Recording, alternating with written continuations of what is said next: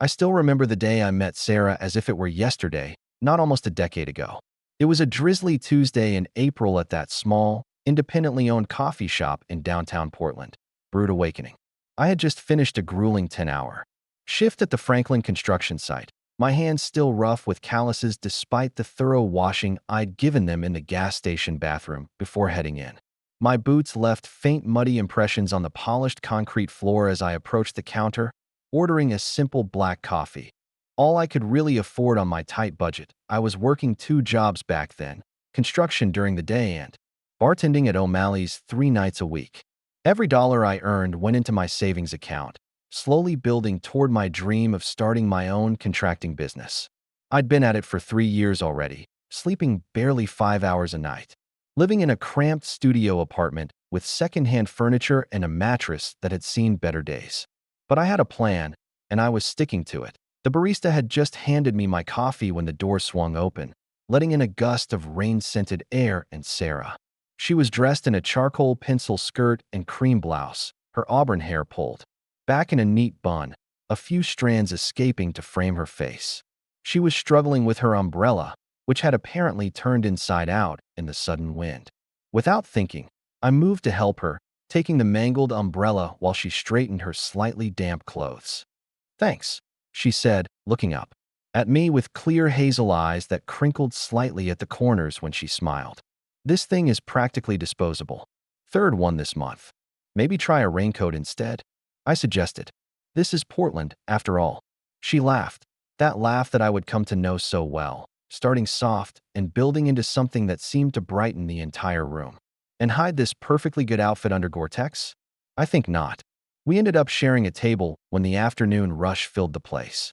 Sarah was a paralegal at Keller, Whitman and Associates, a mid-sized law firm downtown that handled everything from corporate contracts to high-profile divorce cases. She was ambitious, smart, and surprisingly easy to talk to despite our different backgrounds. She'd grown up in Connecticut, daughter of a professor and a pediatrician, with an Ivy League education and a passion for environmental law. I told her about growing up in rural Oregon with my single mom, learning construction from my uncle during summers, working my way through community college one class at a time. "So you're building your own American dream," she said, stirring her latte. "That's more impressive than another privileged kid following the expected path." I gave her my number before leaving, not really expecting to hear from her. But she texted that same evening, and we met for dinner the following Friday. What started as an unlikely connection quickly deepened into something more. Sarah was fascinated by my practical knowledge and work ethic, while I was drawn to her intelligence and determination. We balanced each other, her theoretical understanding of the world complementing my hands-on experience. After dating for a year, during which we'd barely spent a night apart, I proposed on Christmas morning in my slightly larger one-bedroom apartment, which I'd spent weeks secretly renovating in my spare time. I'd built custom shelving for her law books, painted the walls her favorite shade of sage green, and installed new hardwood flooring throughout. The ring wasn't much, a simple solitaire that had taken 6 months of extra shifts to afford, but when I knelt on that new floor, her eyes filled with tears of joy. "Yes?" she whispered, pulling me up to kiss her. "Yes, 1,000 times." We were married the following summer in a modest ceremony at a local botanical garden. Sarah's parents flew in from Connecticut, clearly trying to hide their disappointment that their daughter was marrying a construction worker rather than a doctor or lawyer. My mother, battling early-stage breast cancer at the time, beamed with pride throughout the ceremony, telling everyone who would listen about my business plans and work ethic. After a brief honeymoon camping along the Oregon coast, a compromise between my outdoor preferences and Sarah's comfort requirements, we returned to Portland and began house hunting. With housing prices already climbing rapidly in the city, we found ourselves looking farther out in the suburbs than either of us had initially wanted. Eventually, we found a modest 3-bedroom craftsman-style home in a developing neighborhood, close enough to downtown for Sarah's commute, with good schools nearby for the children we both wanted. The purchase stretched my savings thin, depleting the fund I'd been building for my business, but it felt worth it.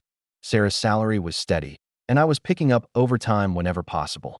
We painted every room ourselves, replaced the aging appliances one by one, and spent weekends landscaping the small yard.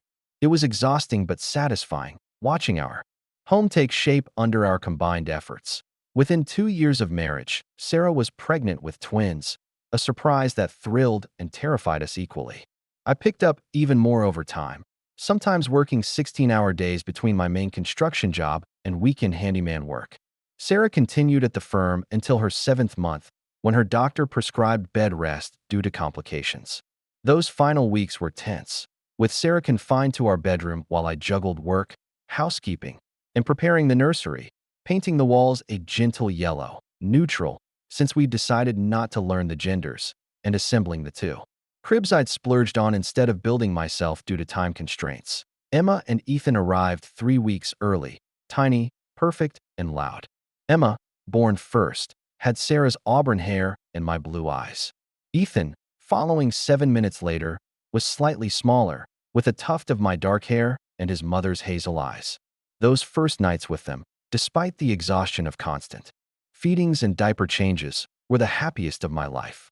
I would sometimes stand in the nursery doorway at 3 a.m., watching Sarah gently rock one baby while the other slept, and feel a completeness I'd never known possible. Financial reality hit hard after Sarah's maternity leave ended.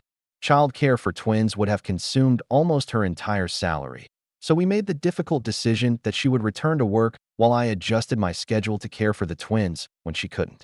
I cut back on overtime, negotiated more flexible hours with my understanding foreman, and finally took the leap to start my own contracting business, mainly doing kitchen remodels and bathroom renovations that I could schedule around childcare needs. The business started slowly, a referral here, a small job there. I converted our garage into a workshop where I could build custom cabinetry during nap times. Sarah seemed supportive, though she was working longer hours at the firm, often coming home after the twins were asleep. I thought she was just ambitious, working toward that promotion she always talked about.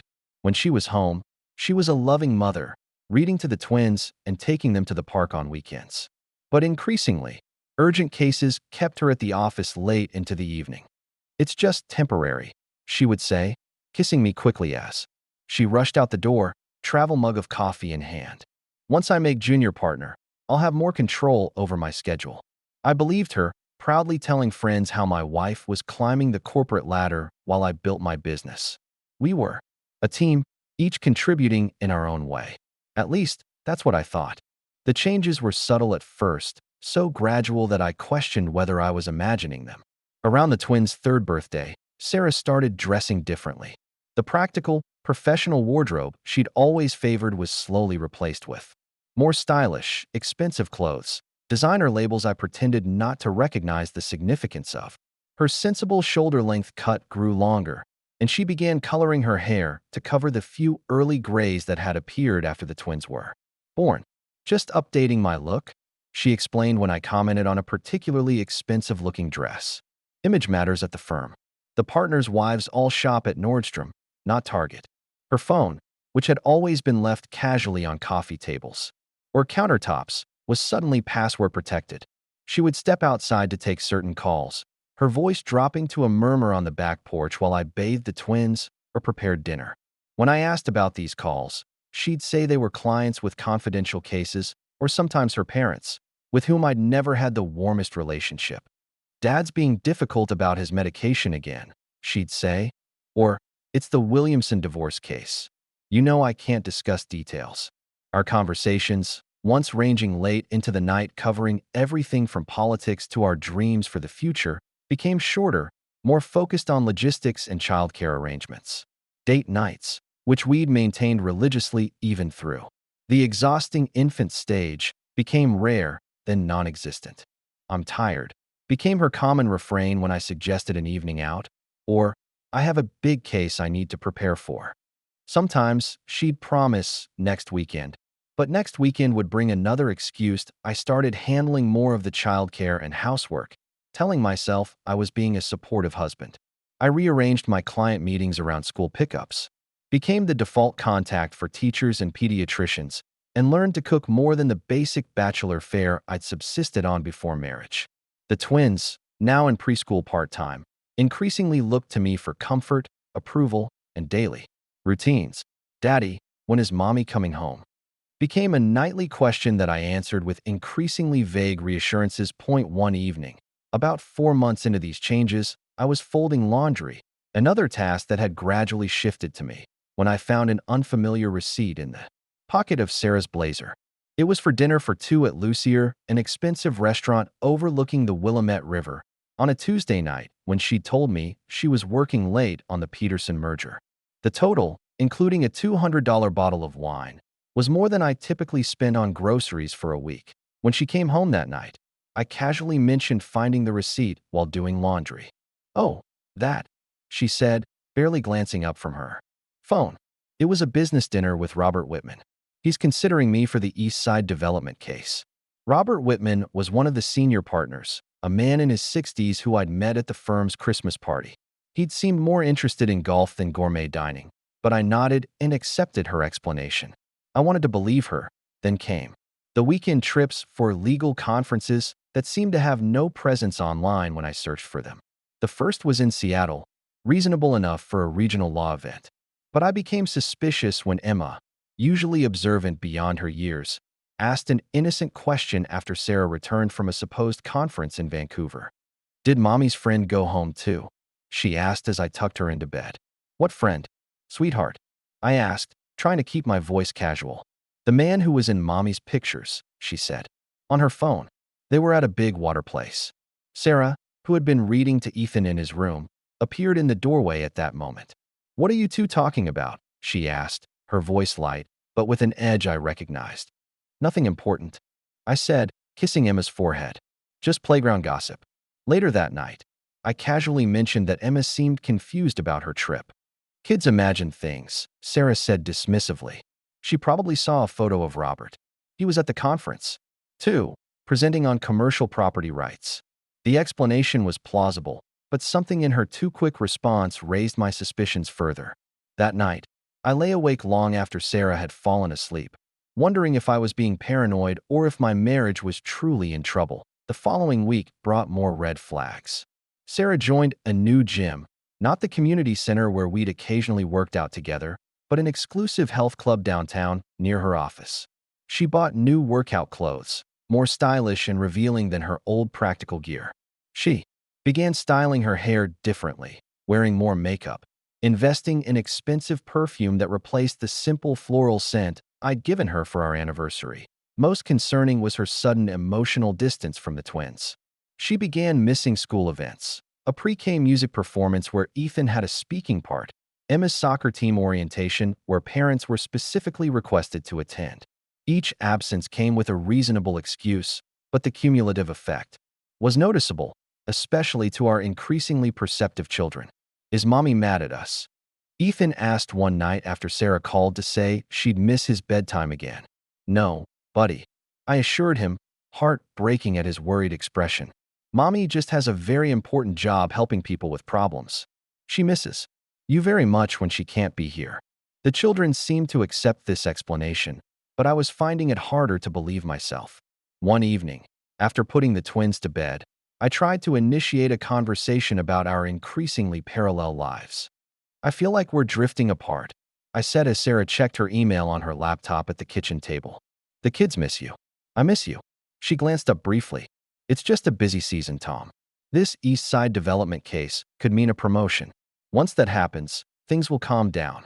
You said that 6 months ago about the Peterson merger," I pointed out, trying to keep accusation out of my tone. "That's how careers work," she replied, an edge of irritation in her voice. "One opportunity leads to another. Your business is finally taking off too. Shouldn't I be supportive of that?" The comparison felt unfair. My business was structured specifically to allow me time with our family, while her increasing absences seemed to be pulling her away from us. But I swallowed my objections, not wanting to escalate into an argument that would only drive her further away. Instead, I suggested a family vacation, just a long weekend at the coast, a chance to reconnect. Sarah agreed surprisingly quickly, even offering to make the arrangements herself. For a few days, I felt hopeful that my concerns were overblown, that we just needed quality time to reset our relationship. But a week before our planned trip, Sarah announced she had to cancel. "The East Side depositions got moved up," she explained. There's absolutely no way I can miss them. That night, after she'd gone to bed, I did something I'd never thought I would do in my marriage. I checked her laptop, which she'd left open. On the kitchen table, her email was still logged in, and against every principle I'd held about trust and privacy, I began to scan through her messages. Most were innocuous work communications, detailed case notes, scheduling conflicts, exactly what you'd expect from a busy paralegal. I was about to close the laptop, ashamed of my suspicion, when I noticed a folder labeled simply D in her personal email account. With a sense of dread, I clicked on it. The folder contained dozens of messages between Sarah and someone whose email was just keller@privateemail.com. I recognized the last name immediately. David Keller was another senior partner at the firm, younger than Whitman, perhaps in his early 50s. I'd met him briefly at firm events.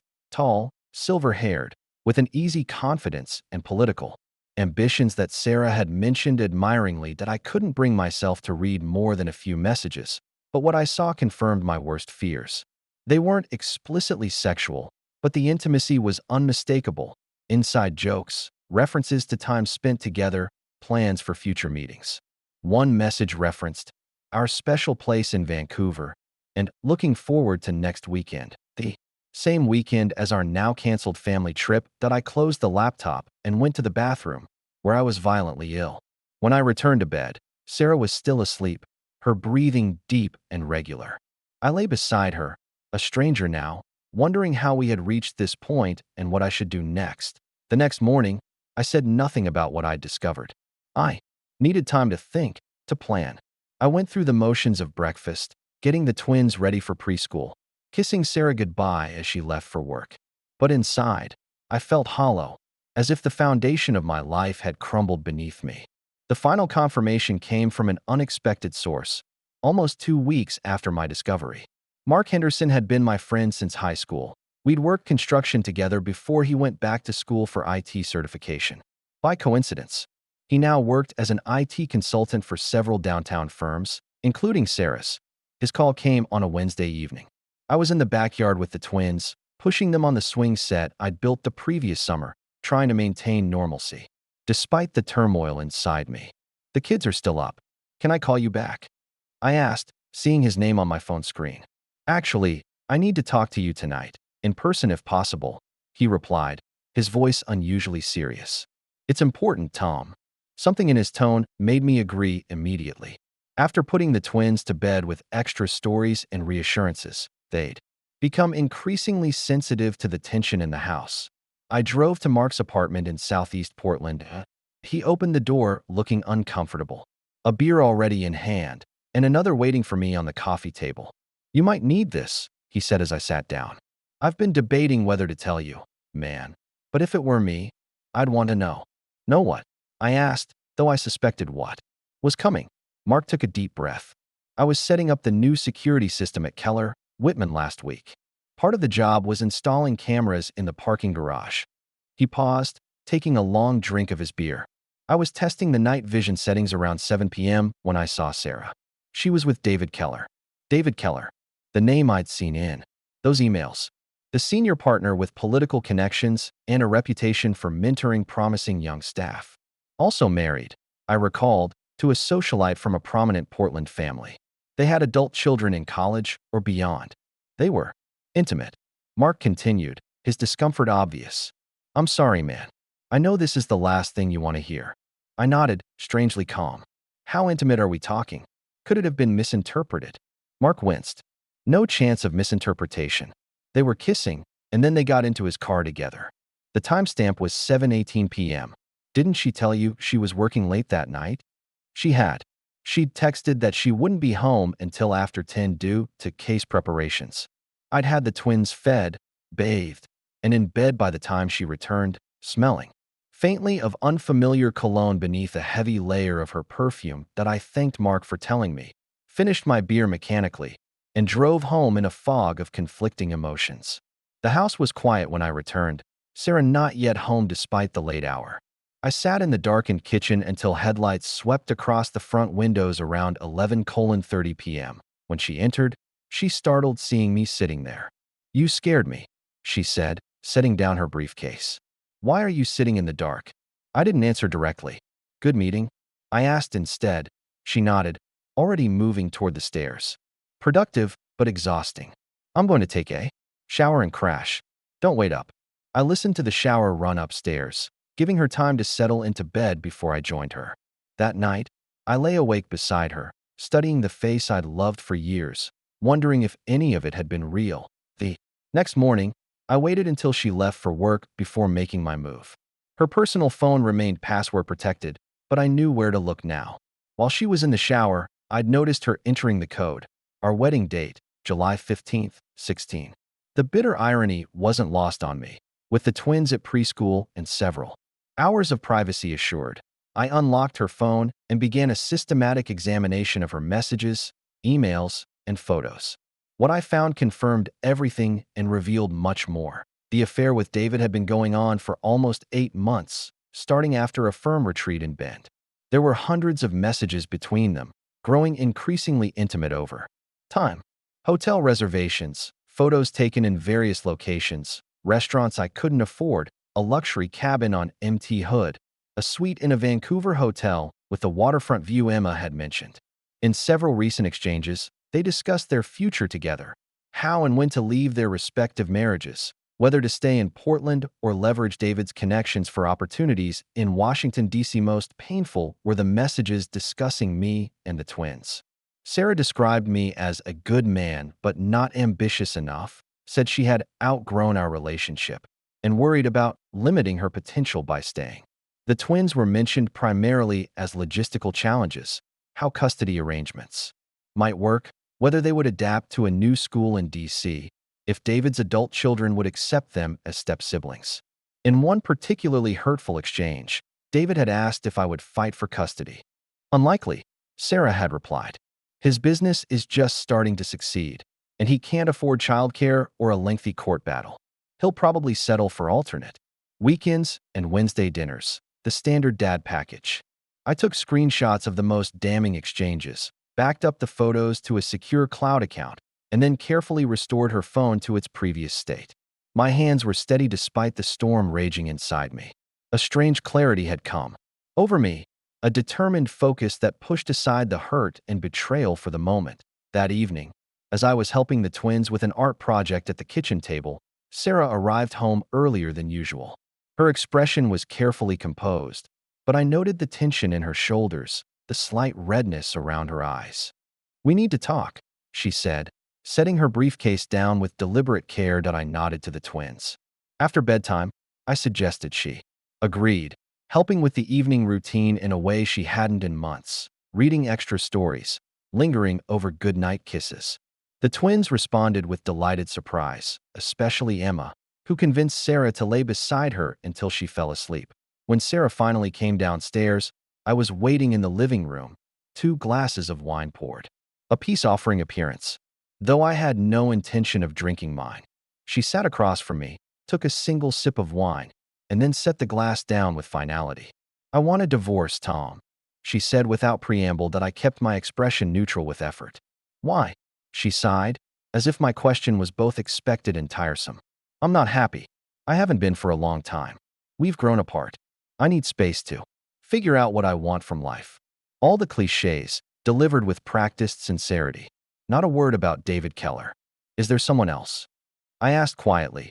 She hesitated just a fraction too long. "No, this is about us, not anyone else. I just don't feel fulfilled in this marriage anymore." The lie stung more than I expected, even knowing the truth. "I see," was all I said.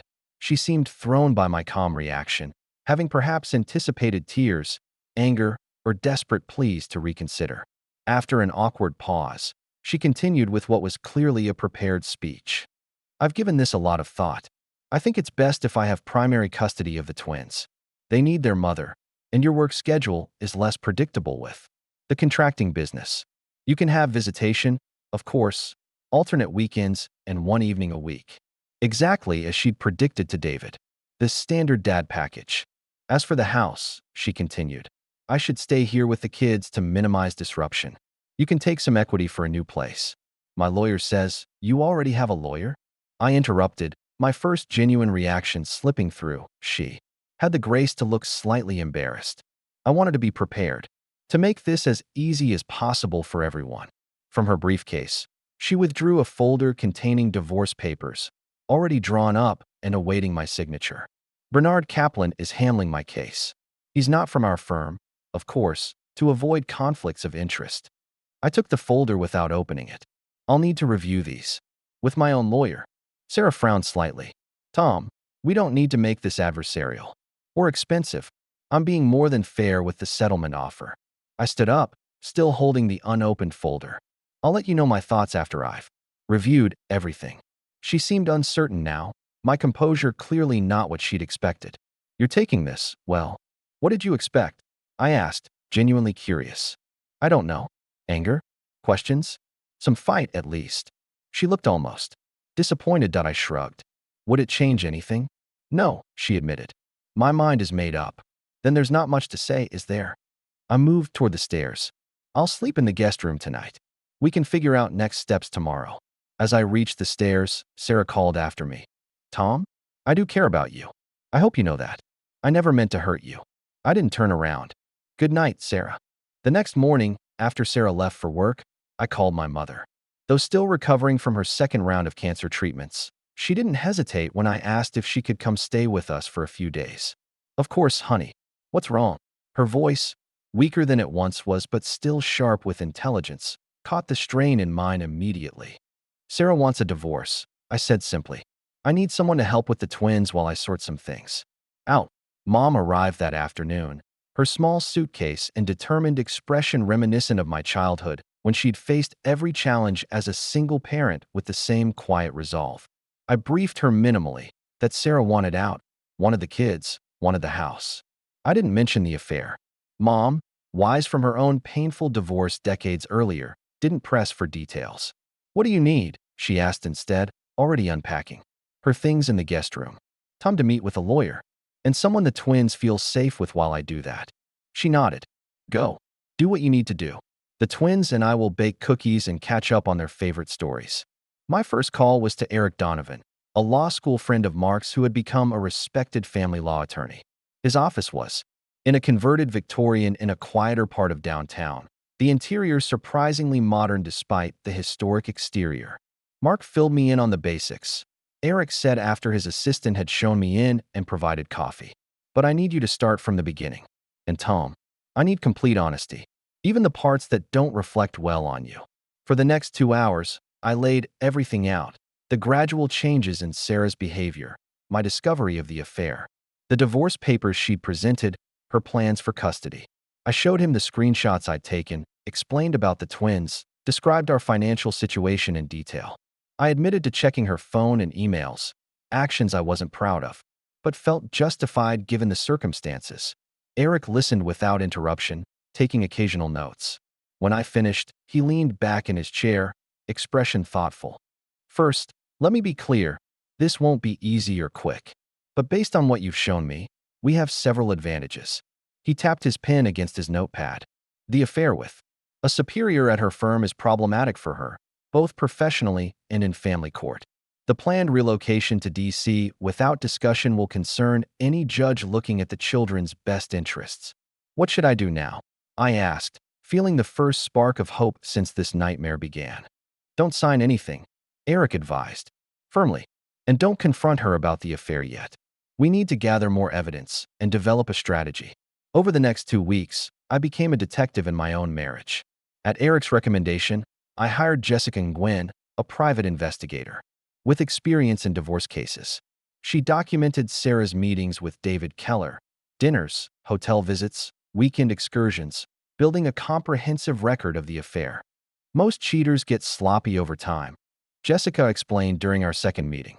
They think they're being careful, but patterns emerge. David's car at the same hotel every Tuesday evening. Sarah's 2-hour grocery shopping trips that coincide with his supposed racquetball games. Meanwhile, I recovered deleted text messages using specialized software Eric provided, discovering even more detailed plans for their future together. I documented every moment I spent caring for the children, school drop-offs and pickups, doctor appointments I'd handled alone, parent-teacher conferences Sarah had missed. I collected statements from the twins' teachers confirming which parent typically attended events and responded to communications that I also began quietly securing my financial position. On Eric's advice, I opened a separate bank account and transferred enough money to cover legal fees and basic living expenses, an amount carefully calculated to appear reasonable if questioned in court.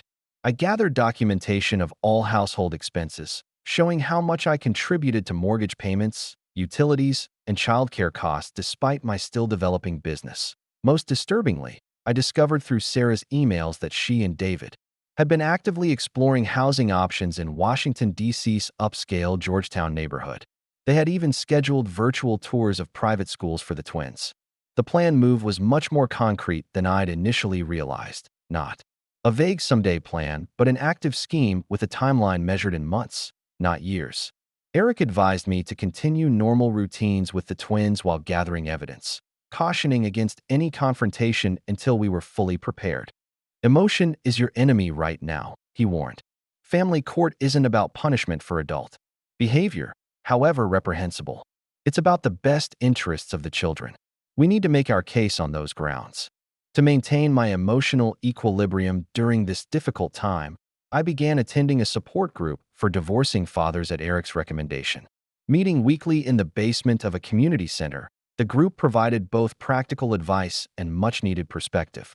The system isn't designed for fathers to win, explained Miguel, a construction foreman who'd been fighting for increased visitation with his daughters for 2 years. But it's not impossible either. Documentation is everything. Courts respond to patterns and evidence, not emotions. Another member, James, had successfully obtained primary custody after his ex-wife attempted to relocate their children to another state. The judge wasn't punishing her for wanting to move, he explained. He was prioritizing the children's established relationships and stability. That's the approach that works. I absorbed these lessons, focusing on building a case centered on the twins' welfare rather than Sarah's betrayal. I avoided any behavior that could be construed as hostile or uncooperative, maintained consistent routines for Emma and Ethan, and documented everything meticulously. 3 weeks after Sarah presented the divorce papers, I still hadn't signed. She was growing impatient, her initial confidence giving way to visible irritation. "Your delay is just making this more difficult for everyone," she commented one evening after the twins were asleep. "Bernard says your silence could be construed as unreasonable in court. My lawyer advises otherwise," I replied calmly, revealing, for the first time, that I had legal representation. Sarah's expression tightened. "Who are you working with?" "Eric Donovan." The name clearly registered. Eric had a reputation for tough but ethical representation in family court, with particular success in father's rights cases. Something like uncertainty flickered briefly in Sarah's eyes before she composed herself. "Fine. Have Eric contact Bernard. Let's get this moving." I nodded, maintaining the calm exterior that had become my armor. "They're already in communication. These things take time to do properly." As Sarah left the room, I noticed her immediately reaching for her phone, presumably to update David on this development. I allowed myself a small moment of satisfaction. The first crack in her confident facade was showing. The following day, Mark called with new information. David Keller's wife was at the firm today, he reported. Closed-door meeting with the managing partner. She looked upset when she left. This was unexpected but potentially significant. Elaine Keller was aboard, member for several prominent Portland charities and the daughter of a former state senator. If she had learned of her husband's affair, the repercussions could extend beyond their marriage. "Any fallout visible yet?" I asked. "Nothing concrete," Mark replied. "But there's tension." David canceled his afternoon meetings and left early. Sarah looked worried when I passed her in the hallway. I thanked Mark for the update, then called Eric to share this development. He was cautiously optimistic. "Professional complications could work in our favor," he noted. "If Sarah's relationship with David becomes problematic at work, it might disrupt their plans. Keep monitoring the situation." As the legal preparations continued, I focused on being the best father possible to Emma and Ethan. They were clearly sensing the tension in the house despite our efforts to shield them. They asked more frequently why Mommy and Daddy slept in different rooms now, why Grandma was staying so long, why their parents rarely spoke directly to each other anymore. Mommy and Daddy are working through some grown-up problems, I explained. When Emma asked point-blank if we were getting a divorce like her friend Zoe's parents. But we both love you and Ethan very, very much. That will never change. Sarah had grown increasingly distant from the children, working later hours and spending some weekends at conferences that I now knew were trysts with David. The twins, adaptable as children often are, adjusted their expectations accordingly, turning more to me and my mother for comfort and daily needs. That I documented this shift carefully, not interfering with Sarah's time with the children when she chose to engage, but noting the increasing frequency with which she canceled plans or abbreviated her time with them. The evidence was building, piece by piece, for a custody case that would prioritize their stability and emotional well-being. 6 weeks after Sarah's initial divorce declaration, Eric called with news. "We're ready to respond to the petition," he announced. "And Tom, we're not just responding. We're countering with our own petition for primary physical custody." I took a deep breath, feeling the weight of the decision. "Are you sure that's the right move? Based on the evidence we've gathered?" "Yes. The documentation of your parenting time versus hers is compelling. The planned relocation to D.C. without consultation is concerning from a legal standpoint. And the statements from teachers and healthcare providers all support your role as the more consistent caregiver." Eric paused. "It won't be easy. Courts still tend to favor mothers in custody disputes. But we have a strong case." I thought of the twins, of their need for stability, of the life I wanted to provide for them. "Then let's proceed." The next day, Sarah was served with our response and counterpetition while at her office. I hadn't planned for the timing. That was Eric's strategic decision, but I couldn't deny feeling a grim satisfaction knowing the document had reached her at the firm, possibly within sight of David Keller. That evening, Sarah stormed into the house, her face flushed with anger. She waited until my mother had taken the twins upstairs for their bath before confronting me in the kitchen. "Primary custody?" she hissed, slamming the documents onto the counter. "You're requesting primary custody? On what grounds?" I continued calmly washing dishes, a routine that had become mine months ago. "On the grounds that I'm already their primary caregiver. On the grounds that you're planning to relocate them across the country without discussion. On the grounds that their stability matters more than your career ambitions or new relationship." Sarah's face went pale. "What are you talking about?" "Please, Sarah," I said, drying my hands and turning to face her. "Let's not add more lies to this situation. I know about David. I know about DC. I know everything." For a moment, she seemed genuinely speechless. Then, rallying, she attempted to regain control. "Whatever you think you know, screenshots," I interrupted quietly. "Hundreds of them. Hotel receipts, photographs, time-stamped evidence of your absences from the children's lives while you built a new one with him. Documentation of every school event I attended alone, every doctor's appointment you missed, every bedtime story you weren't here to read." Sarah sank into a kitchen chair, her bravado faltering. "You had no right to invade my privacy like that. And you had no right to plan to take my children across the country to live with your married boyfriend." I countered, keeping my voice level. "But here we are." She switched tactics, her lawyer's training apparent. "No judge will give a construction worker custody over a mother, especially with my resources. David will make sure I have the best representation." I leaned against the counter. "That's interesting, because I heard Elaine Keller had a meeting with the managing partner at your firm yesterday. I wonder what they discussed." The color drained from Sarah's face again. "What? Portland is a small legal community, Sarah. Word travels fast when a senior partner is having an affair with a paralegal half his age, especially when that partner's wife comes from one of the city's most connected families." I hadn't actually confirmed that Elaine knew about the affair, but Sarah's reaction told me my guess had hit the mark. She reached for her phone with trembling hands. "David's not answering my calls," she admitted, almost to herself.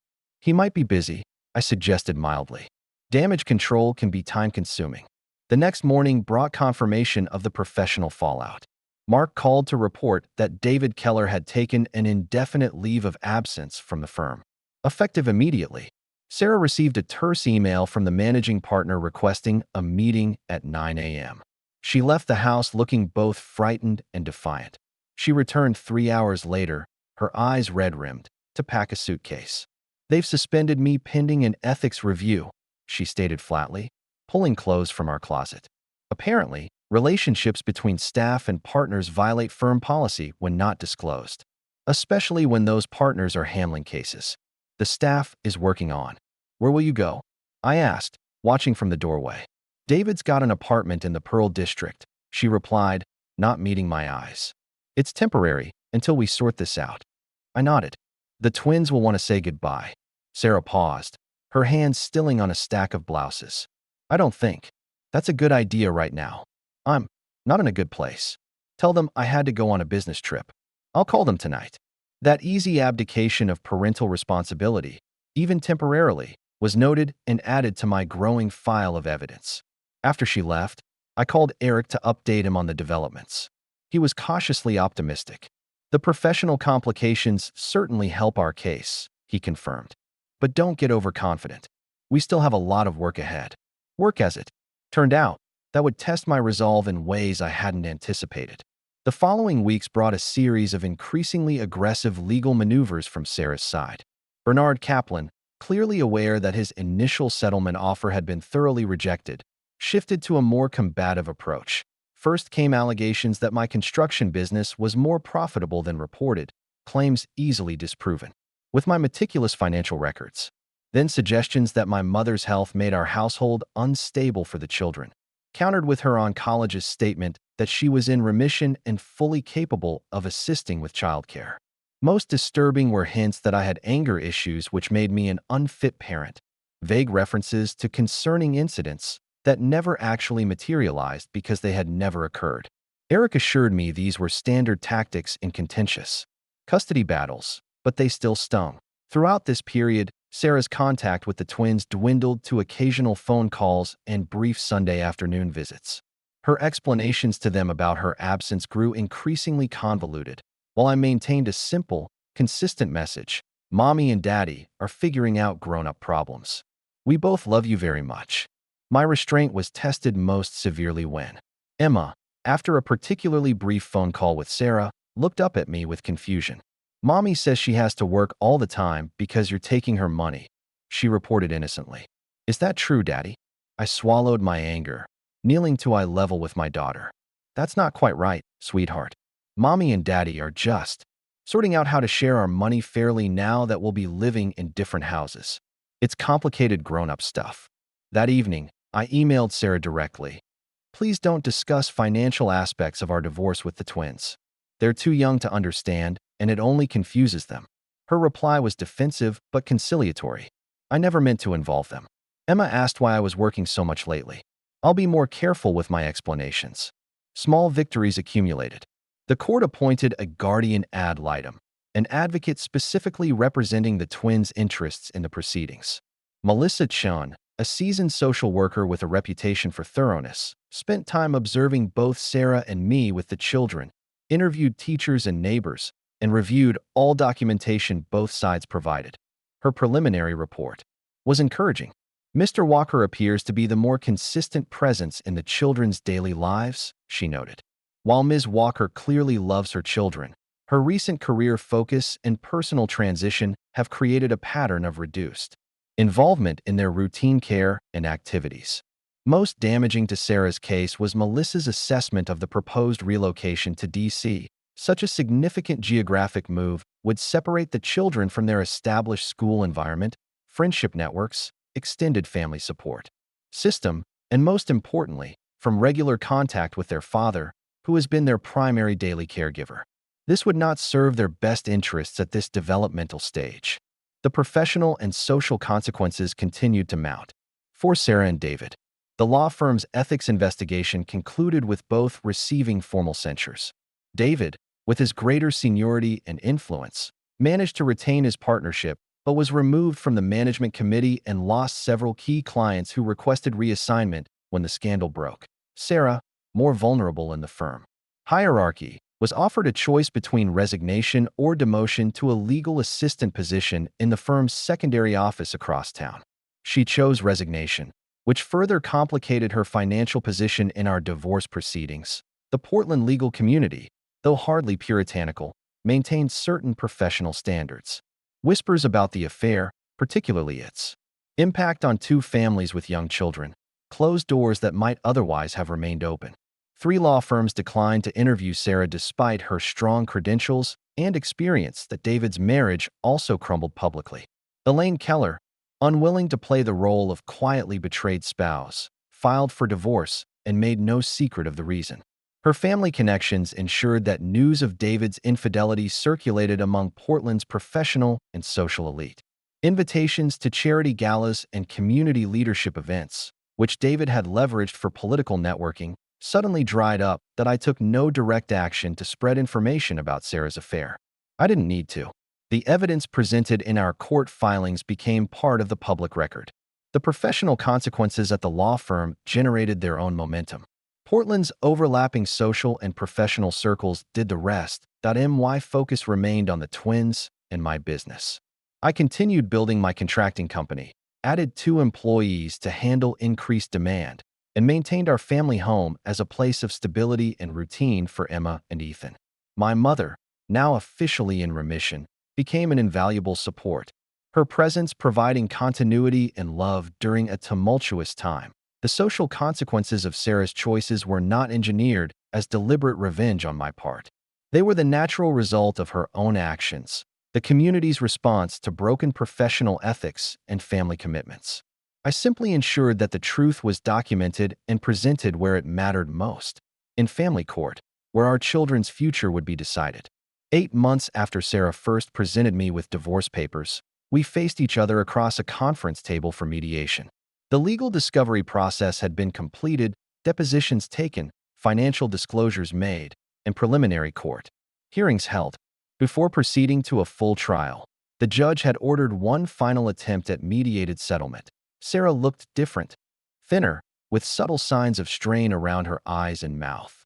Her designer clothes had been replaced with a more modest business suit, likely reflecting her changed financial circumstances.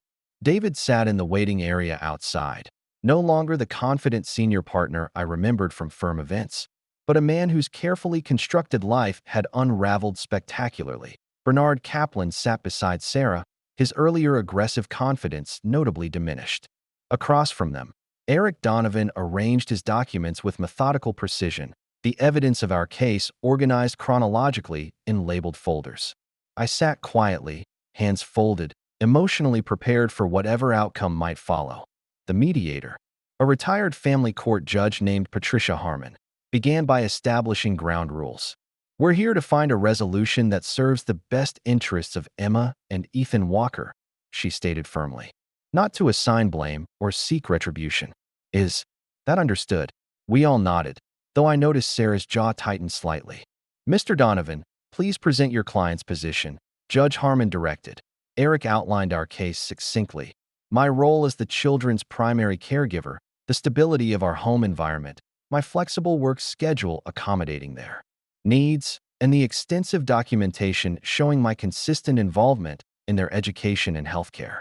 He presented the guardian ad litem's recommendation for primary physical custody to remain with me, with reasonable visitation rights for Sarah. As for financial matters, Eric continued, Mr. Walker is willing to divide marital assets equitably, with some consideration for Ms. Walker's current employment situation. He proposes maintaining the family home for the children's stability, with appropriate compensation to Ms. Walker for her share of the equity. Bernard Kaplan presented Sarah's position next, significantly modified from her initial demands. My client seeks substantial parenting time, including alternating weekends, shared holidays, and extended summer visitation. She acknowledges Mr. Walker's role in the children's daily care and is no longer pursuing relocation. This was the first formal abandonment of the DC plan, a significant concession that Sarah's expression suggested was not made willingly. Judge Harmon directed detailed questions to both sides, probing financial claims, parenting arrangements, and future plans. The morning proceeded with careful examination of visitation schedules, holiday allocations, decision-making authorities for education and healthcare, and financial support considerations. During a brief break, I stepped into the hallway for water and found myself face-to-face with David Keller.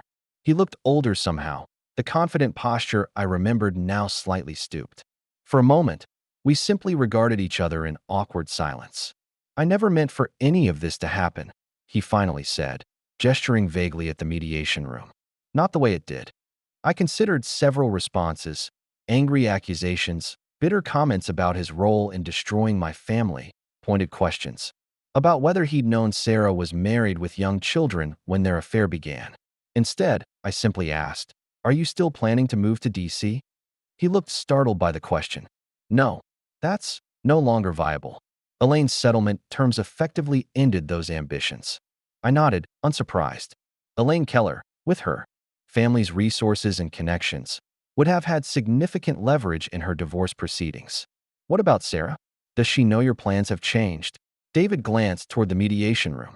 "We're working through some things," he replied evasively. Translation: their relationship was already fracturing under the weight of consequences. The gleaming future they had planned together was dissolving in the harsh reality of professional setbacks, financial constraints, and public disapproval. When mediation resumed, I noticed a new tension between Sarah and Bernard, subtle but unmistakable.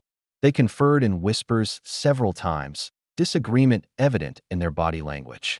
Judge Harmon, experienced in reading such dynamics, eventually suggested a private conference with each party separately. In our private session, Judge Harmon was direct.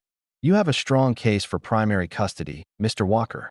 The documentation is comprehensive, and the guardian ad litem's recommendation carries significant weight. What is your primary goal here today?" "Stability for my children," I answered honestly, "and a fair resolution that allows us all to move forward."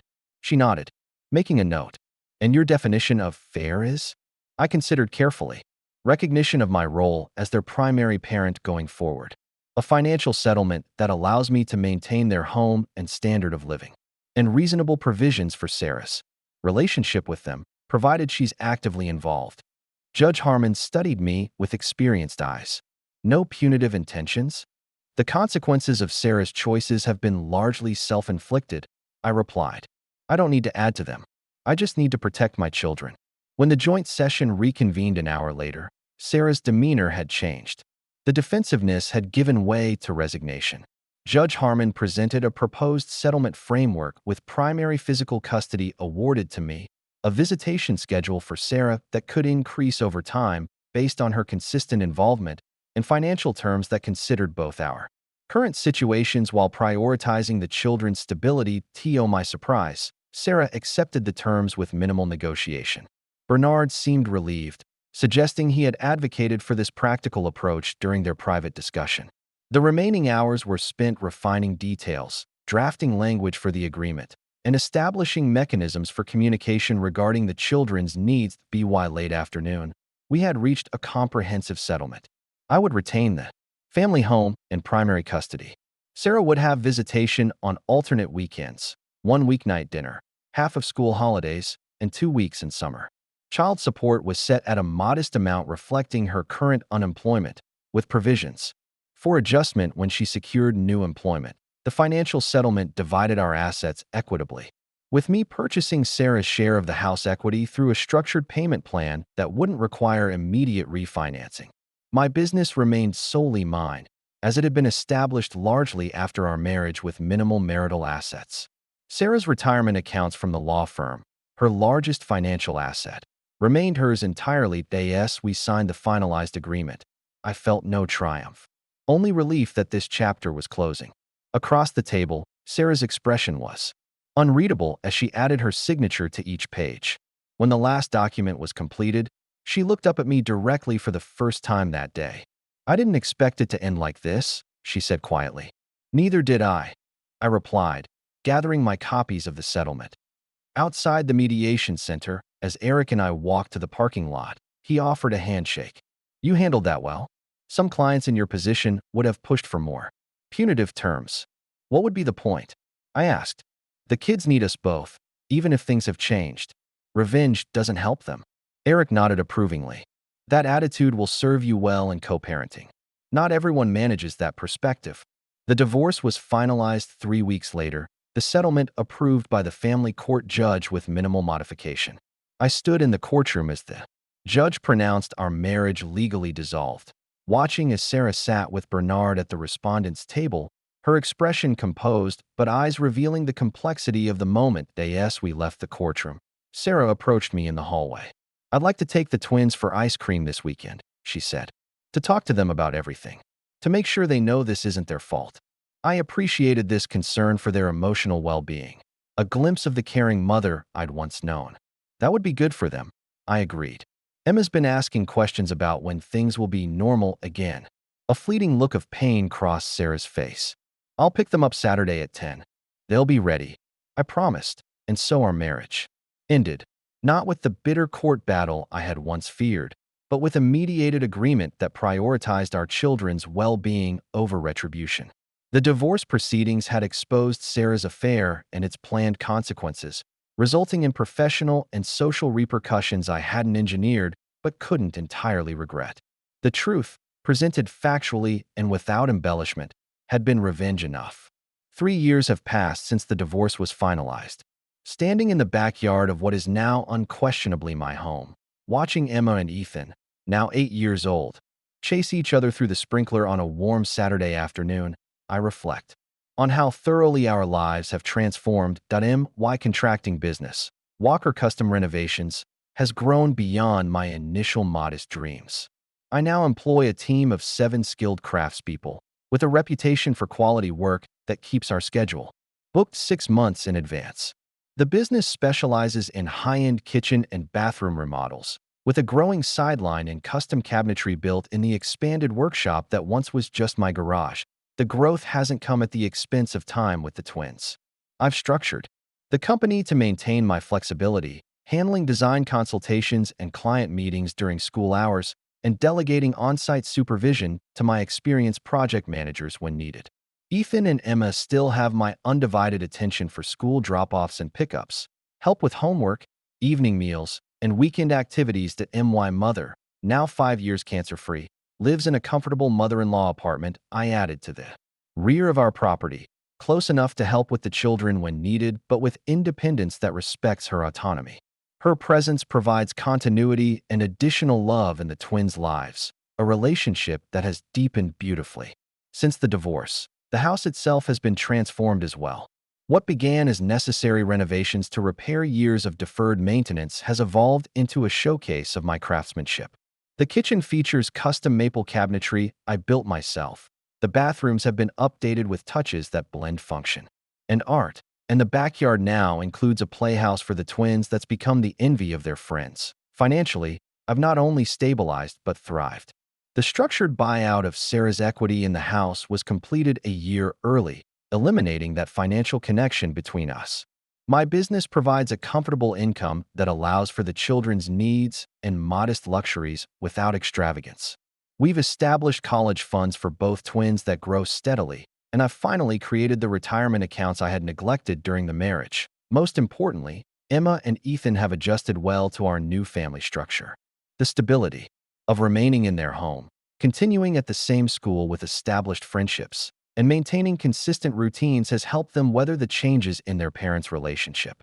They've developed resilience and emotional intelligence beyond their years, asking thoughtful questions and expressing feelings appropriately with guidance from the child therapist they visited regularly during the first year after the divorce. My relationship with Sarah has evolved into a functional co-parenting arrangement. We communicate primarily through a parenting app that documents all interactions, maintains a shared calendar, and tracks expenses related to the children. Our in-person conversations remain focused on the twins' needs, with a civil politeness that prioritizes their well-being over lingering resentments. Sarah's life took several unexpected turns after our divorce.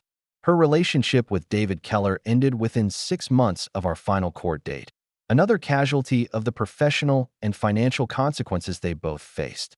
With her legal reputation in Portland compromised, she eventually relocated to Seattle, accepting a position at a mid-sized firm specializing in environmental law, her original passion before the distractions of ambition and affair.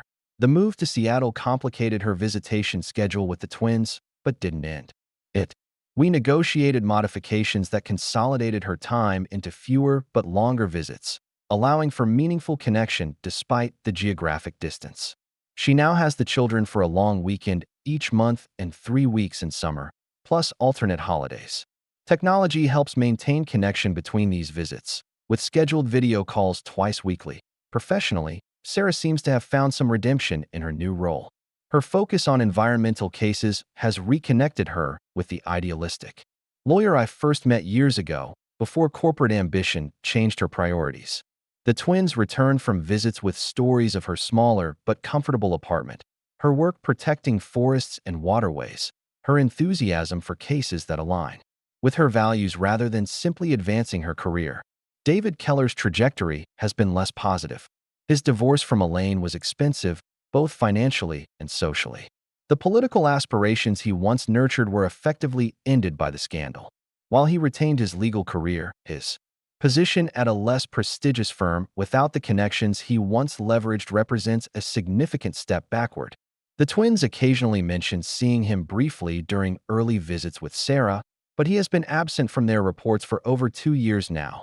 Another relationship that couldn't withstand the weight of consequences that AS for me personally.